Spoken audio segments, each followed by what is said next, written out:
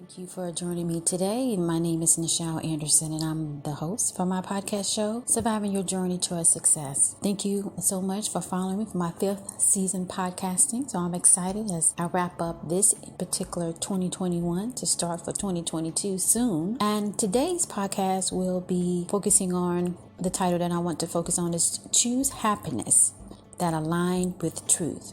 So we're going to get into that today. Thank you so much again for tuning in. And on my podcast, I do highlight strategies and motivational type ways that you can stay focused and have the more the go get it type attitude, because sometimes in life, sometimes a lot, the challenges can be overwhelming. They either could be with work or your personal life, and we tend to want to give up. That's a normal human reaction. The key to that, though, is that you put a time on it and you use resources. And I hope that my podcast is one of those resources that you can go to and, get your pep up, feel more happy about the overall of your life. Maybe this is not going well, but something else is. So that's really the primary objective of my podcast. I wrote a book, Corporate America, Surviving Your Journey to Success, where I felt that going through college, they don't really teach you how to survive in the workplace. And somebody got to write this down. I decided to do that. And then fast forward, there's some had on certain topics where I started tweeting about it.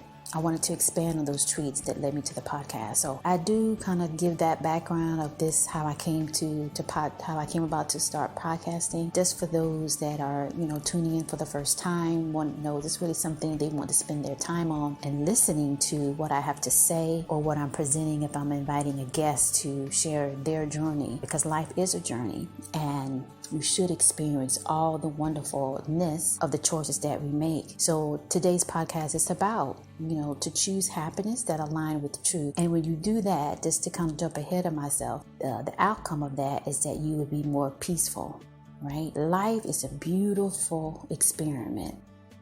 It's beautiful. And on the journey, we will come into challenges either by the choices that we make or the choices about other people that make that impacts it. Most of the time, they want to control it or control you, I should say. And I'm one of those people that's on a mission to say no, and to help you to say no to anything that does not align with truth. So let's go ahead and get into this today. You can definitely support me on my social media page. I'm on Twitter and I'm on Facebook. And my website, nichelanderson.com, you can find some of my books that I wrote. And I did a journal that I highly recommend. You can get that on my website on Amazon. And it's a journal for 30 days for a month. And I help you to focus on things that will not only motivate you, but inspire you.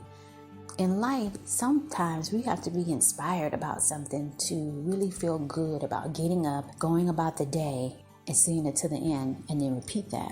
And being inspired is one of the tools that I incorporate into that motivational It's a New Day book. Do check that out. And on a side note, due to COVID and everything, I decided to have like a prestige traveler. So I created a traveler flight logbook, because you can keep everything organized and focused, because your flight record is so important. And I like to kind of find ways that we don't have to be stressed all the time. So do check that out. That's very helpful if you're a traveler, because I feel like surviving your journey is all the aspects that you normally go through.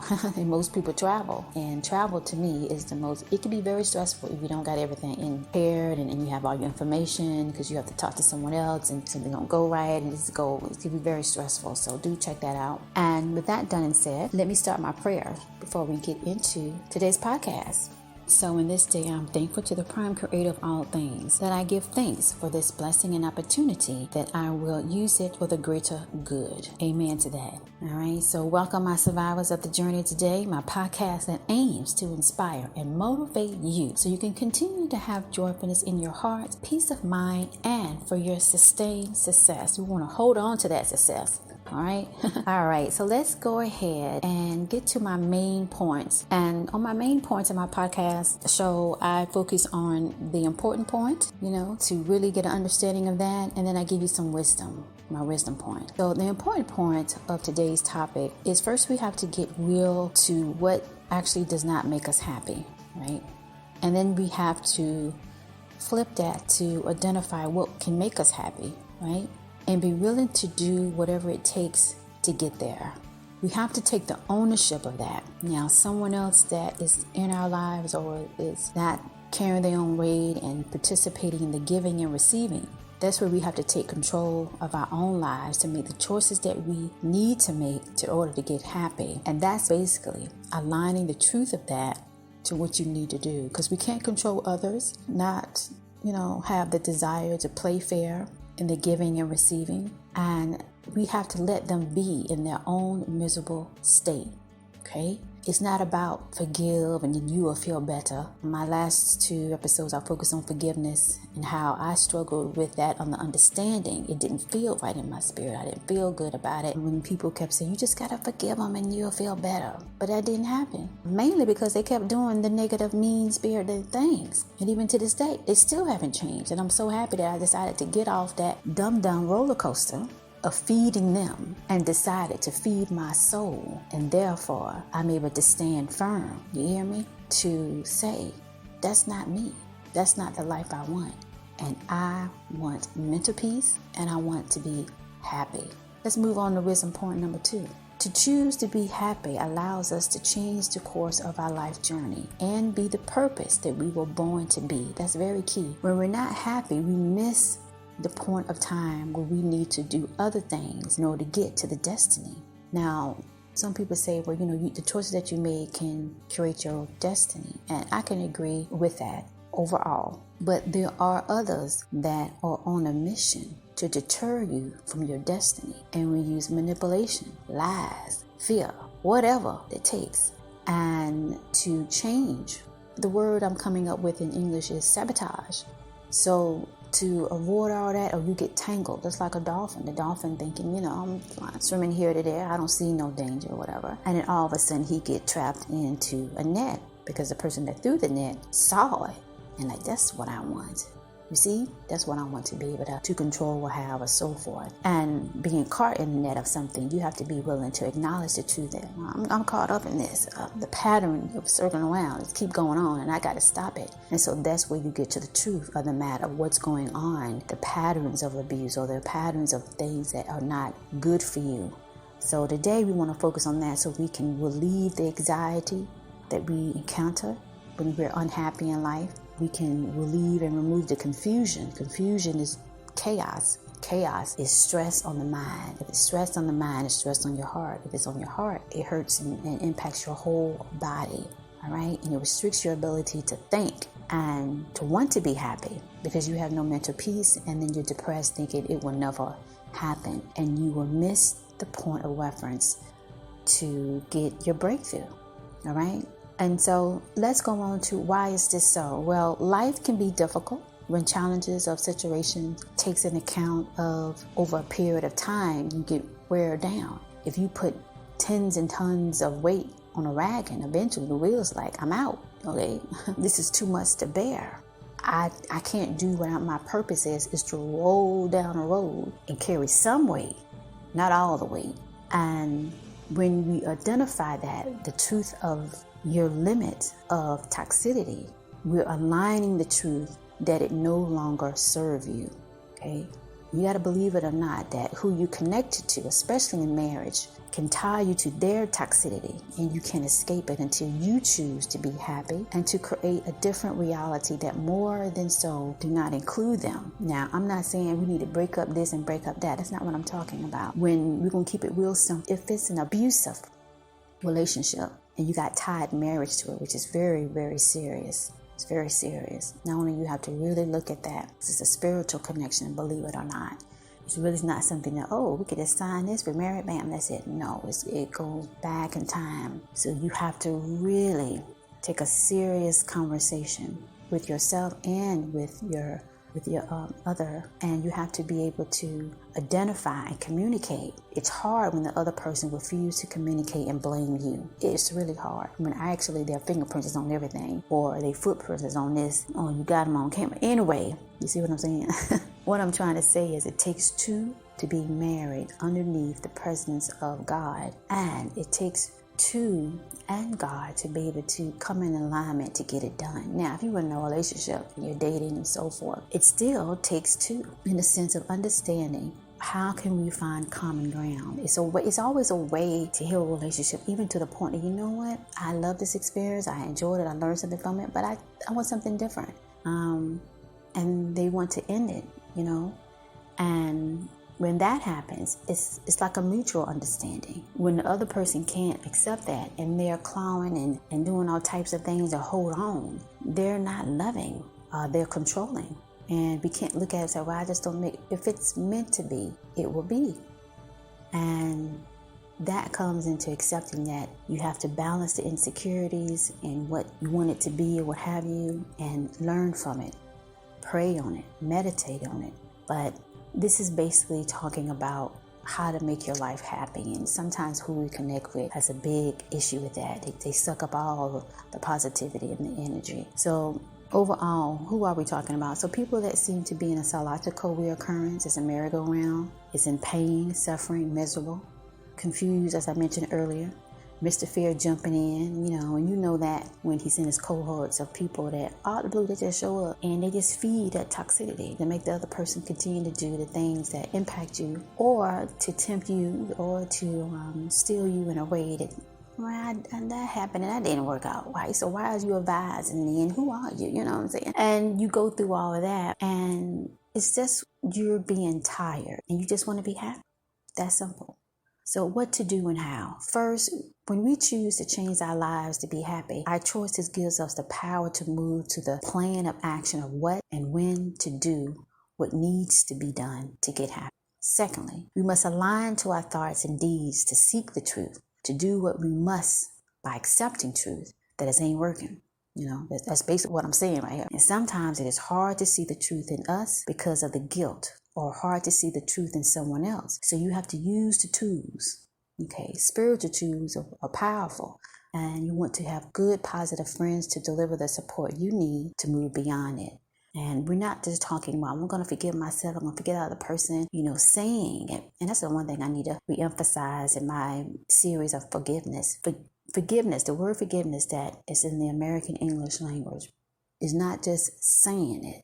There's a process to it. And if you go back to my previous initial rollout of forgiveness series, I think in my season 1 or season 2, I'm always talking about the deeds. What are you doing? It has to be some type of action. It has to be on a regular basis. It has to be growth. See, that's a lot of work. That's like climbing up a mountain, the tallest mountain. Right? And once you get to the top, you're thinking, oh, I'm done. Nope, it's some more you got to climb. You just didn't see it yet. It's right over here. This edge of this part of the mountain, it continues up another 1,000 of feet. So what I'm saying is that a lot of people don't want to do all that work. And it's easy to try to put the guilt on the person that they need the forgiveness to let them back in their lives, right? But you're looking for balance. And balancing is all about the journey and time. You can't rush it. And you have to be able to go through the different phases. So basically want to clear the slate and move on to where you can grow, right?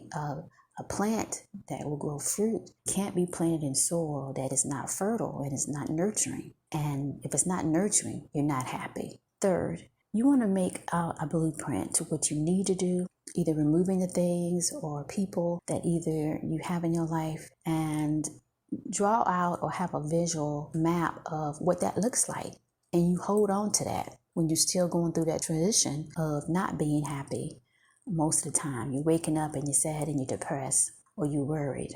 Lastly, the fourth is you want to remove individuals. And I pretty much kind of talked about that earlier and in my last 2 podcasts. But that's so important because their energy can be so powerful when it's toxic. The only way that you can cease that, it's like, the toxicity, the energy, it comes at you and you still putting on your garb, whatever. You're not really seeing it initially, and all of a sudden it's there and try to overpower you. You have to hold on.